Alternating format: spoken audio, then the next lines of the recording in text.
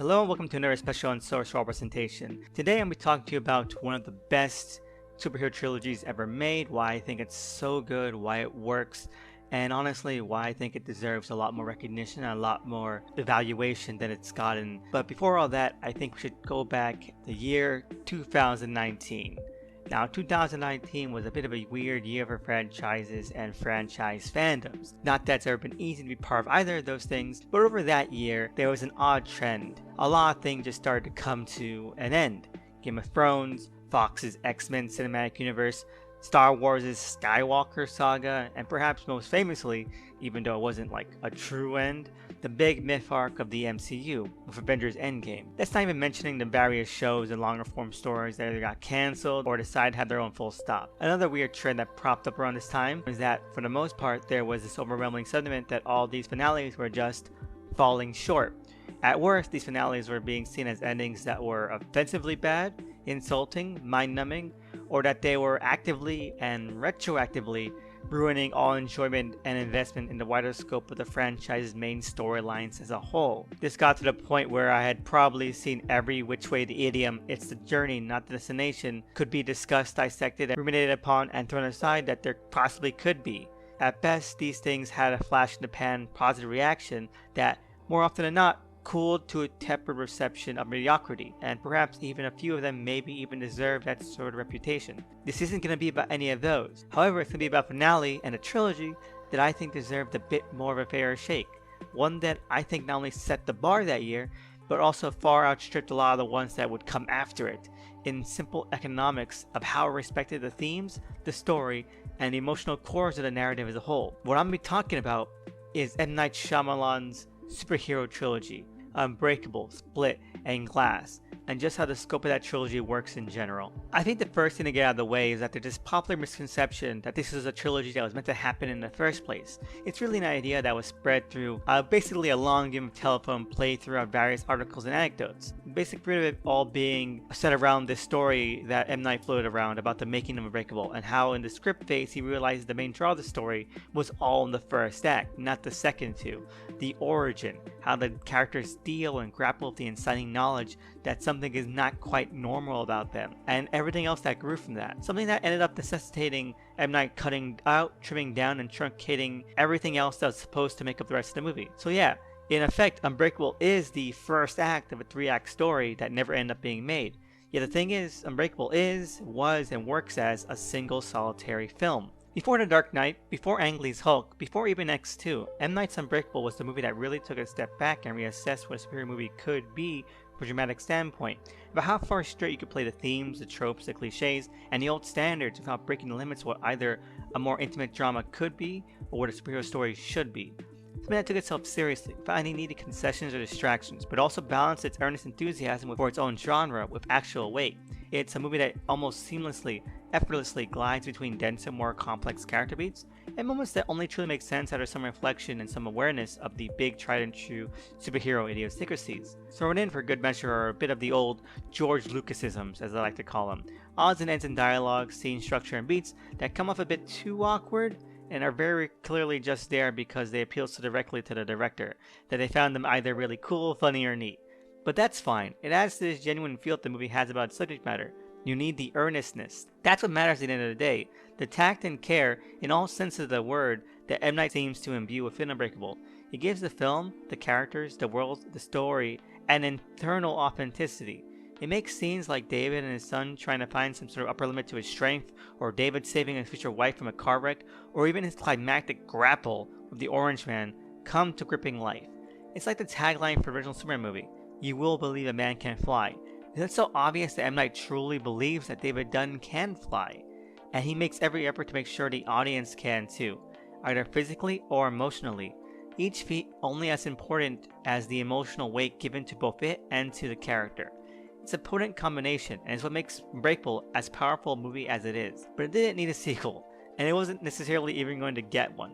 Which brings us to Split.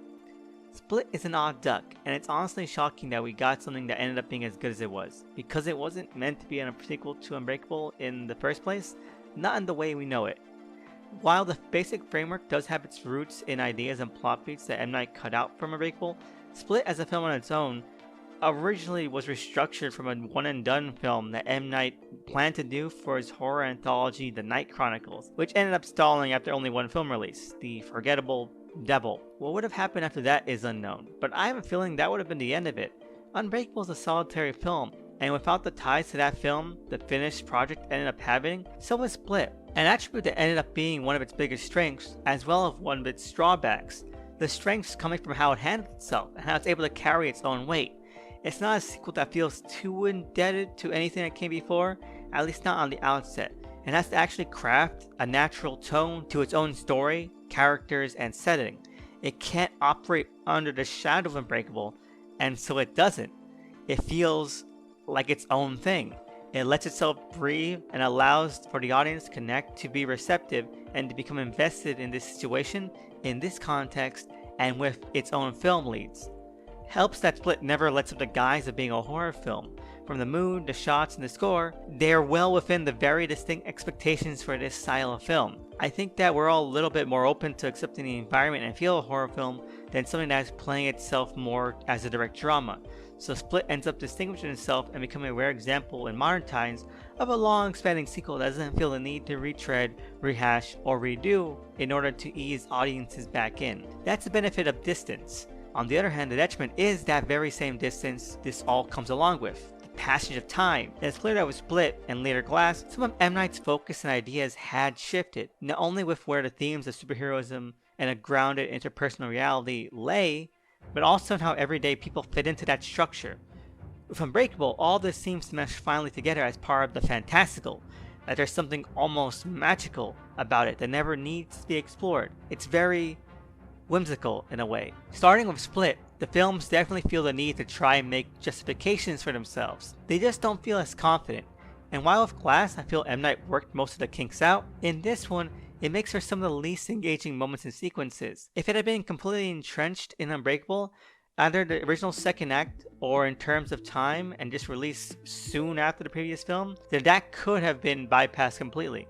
Without it, it has to make concessions that the other didn't. It just juts where it should complement, and zigs where Unbreakable zags. Yet, the moments where they do coalesce, even where you wouldn't expect, is where it makes its mark. The separation means that M. Night has to be a little more careful, a little more thematic, and, to borrow another Lucasism, poetic in how it bridges its gap to Unbreakable. And even on rewatches, there are a few echoes, asides, interlocking themes that pop out as so impressive, as well as a few blunt ones that you wouldn't catch unless you still had this fresh in your mind. I still get a kick out of the very obvious, immediate connection to Mr. Glass's Active Comics limited edition, and how it lays bare why Kevin is the way he is in this story. He's Jaguaro. Not only does that scene make it clear that M. Night has been thinking this for a while, but it's due to that scene, that comic, that the trilogy does hold better than any of the aforementioned finales, because everything ties back into it. It's like the Rosetta Stone of the series. No matter how far astray it goes, you can still find its way back to that sequence, both the movies and the leads themselves. David/Unbreakable contending with Kevin/Split, and how they are framed and contextualized by Mr. Glass or Glass. Glass is a movie that didn't need to be made. You have two movies that work extremely well as standalone features. Sure, there's a definite narrative and thematic connection between them, plus the end title stinger of Split sets the crossover up, but it doesn't exactly call for it. You could see a lot of sentiment from views that dislike the film, calling it pointless, or needless, or unnecessary, and I'm not really gonna disagree with those on that. I mean, I might disagree wholeheartedly with their reasoning, but it's not something that needs to happen from a simple film standpoint. But from a storytelling standpoint, then yes. Glass is the ending that this trilogy needed, that deserved, and that it earned to have. There is just one problem. It doesn't work as a movie. Unbreakable and Split were both movies that could be enjoyed on their own, with their respective genres and internal logic. But Glass doesn't have that luxury. It's completely at the mercy of the two previous films, and is nothing without them. Everything within Glass is either a culmination, an extrapolation, or a reflection on the previous two entries in the trilogy, and due to that, it can't be enjoyed on its own. There is no other internal storyline or context to Glass, no new depthy themes, characters, or threads that are unearthed. It only exists as a crossover, as one last meditation on the shared themes, and as a finale. And it's a damn good one. It makes clear the areas of separation between Split and Unbreakable, especially with regards to how it approaches the nature of superheroes, powers, and empowerment. While the first film never lingered and never drew any attention to it, Split spends quite a lot of time on that, enough to feel awkward and weird in its brief flirtation with borderline pseudoscience. Glass, however, is able to cement something firmer down. Not simply that it's just, in the case of Kevin/the Beast, some sort of side effect of a personality disorder, but that there's an element of belief to it, to be able to become something more, that it's an internal drive and want. For the Beast, it's a compulsion to protect Kevin, and Mr. Glass in Unbreakable calls it David's subconscious need to help others, that it's that altruism, that compulsion, and that belief that the two movies are all about, that is under the microscope in Glass. If the last movie is about anything, it's about testing the limits of those drives and taking them and their characters to the breaking point. Which is not a bad thing to center this movie around. It speaks more to Kevin and David and their supporting cast as actual characters, and helps to highlight not only their differences and the ways the movies tackle both of their emotional states, but also underlines their weirdly similar shared vulnerabilities. It creates a vibrant and engagingly sentimental foundation for the movie to really work with. With that in mind, not only can you grow David, his son, Mr. Glass's characters in ways that feel natural and respectful to the time that's passed, but it also helps to break Kevin out of his horror tangent, bringing him more in line with the intimate, poignant mood of Unbreakable. And in fact, it takes two movies with radically different takes on the superhero story and entangles them in a way that just meshes inspiredly, just by breaking it down to brass tacks and showing how and why they connect, not just lumping the characters together, having them go at it and calling it a day. And I feel like I need to really emphasize that point, that this movie tried for something slower, something more methodical, as a way to coalesce these movies into a coherent and thematically stirring whole. Because it seems like people just really wanted the opposite. When I mentioned critics calling this movie pointless and useless, it really has to do with the last 20 minutes and the climax of the movie.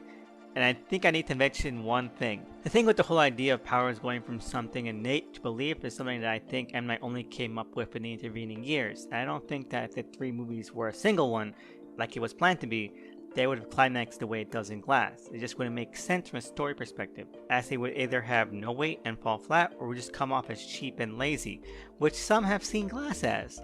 But it's belief that's the key difference here. Without belief, the whole weight behind superheroes in a real-world setting just stays something innate, stagnant, and solitary to the individual. But basing it on belief brings it out and opens it up to the world, to everyone. We can all believe in something better, in something more, in ourselves and for ourselves. We can all be superheroes if we have the faith and belief that we can be better than we are at this moment. It's even the tagline for the movie. Real villains are among us, real heroes are within us. M. Night wants to hammer home this sentiment, and that's why everything else in the climax happens the way it does. Because it goes for some depressing places, and I'm not going to sugarcoat it. They all die, especially David, who is pathetically drowned in a puddle. And this is the main sticking point for a lot of the backlash, that this turn of events invalidates the previous movies, that it makes their journeys worthless, and that it was disrespectful to those characters, when I can't think of anything more fitting for what the story was trying to say, and the moral it was trying to impart. There's a line in Unbreakable where David, still fighting against his heroic destiny, references the time when he was a child and was almost drowned in a pool, saying heroes don't die like that, normal people do. And like, that's the point, to show the audience that despite it all, in spite of it all, David was still a normal person. Not in a way that's supposed to degrade David and bring him down to our level, but to use an example that he could still be normal and still be as heroic and selfless as he always has been. That we, normal people, aren't so different. That his example is something we can follow because he was vulnerable. And everyone always is. Is a puddle the perfect way to get this across? No, not really. But the pathetic and depressing nature of it is traumatic, is shaking, but it's also stirring. We want justice. We want his efforts to not go forgotten. We want it to have a legacy beyond this. And the movie does give us that. That's what the last few minutes are about. And it plays it pitch perfectly. One of the pillars of Glass is Spencer Treat Clark as David's son. And the movie spends ample time really hammering home how strong their bond has grown since the first film. That they've gone from a pair that was a bit frayed and on the road to future estrangement to a father and son that truly care about and love each other, who understand each other. If the aforementioned purpose of the film, the testing of belief, hits any of the characters hard, it hits the two of them the hardest. Because who doesn't want to see their dad as a superhero? someone who can do anything, who is a parent that could never be hurt. And the acting and direction of these scenes is immaculate. You feel the damage and the wounding being done there, which reaches its apex with David's death. But it's enough to reach a moment of pure catharsis where everything swings back, when he's able to make a monument to his father that he's always wanted to do, so that people know about him and can be inspired by him, finding solace in that. It's powerful, like it's more powerful than any superhero movie has any right to be with the way the majority of them end nowadays. Some of the circumstances strain and seem a little jarring, but it all comes from a genuine emotional core, transitioning from the main trio's insecurities and vulnerabilities to David's sons and Glass's mother and Casey from Split, and how they rebuild like this foundation is so ingeniously done. I can't help but commend it and how it lands the narrative in a way that feels so right. But apparently it's pointless because they died, or it's just because there wasn't a big fight on a skyscraper, or just wasn't epic enough. And I can't really imagine being able to see these three movies as a whole and thinking it was done wrong by not having any of that. Especially the skyscraper bit, which is more a reference to generic comic movie plotting and not all in line with the tone and themes of the series at all. Like the Michael Bay produced Teenage Mutant Ninja Turtle movie had the exact same climax that they seem to want. Not even that I dislike that one, but it's not on the level of any of these three. Something like that, something more bombastic or blockbuster or punching up, would have been on the same lines of insulting as any of the other badly botched finales that people had been rallying in 2019. Glass is many things, but in a sea of dull and awful endings, it's one that held its head up high and was able to finish with dignity. It knew what it wanted to tell and knew how to tether it to everything that came before. Do all these pieces fit smoothly? No, not all of them, not at all. Like Split, Glass feels like it makes some concessions to go beyond the right balance, but they do fit enough that, also like Split, the cream rises to the top, especially on rewatch, as things just echo, and they echo really, really beautifully. So yeah, I do hope this trilogy does end up getting the recognition it deserves someday. Whether or not it'll be someday soon, I can't tell. It's been like 3 years and no one's got on the train yet. And there were even reviews that basically called the movie smug, egotistical, and self-satisfied.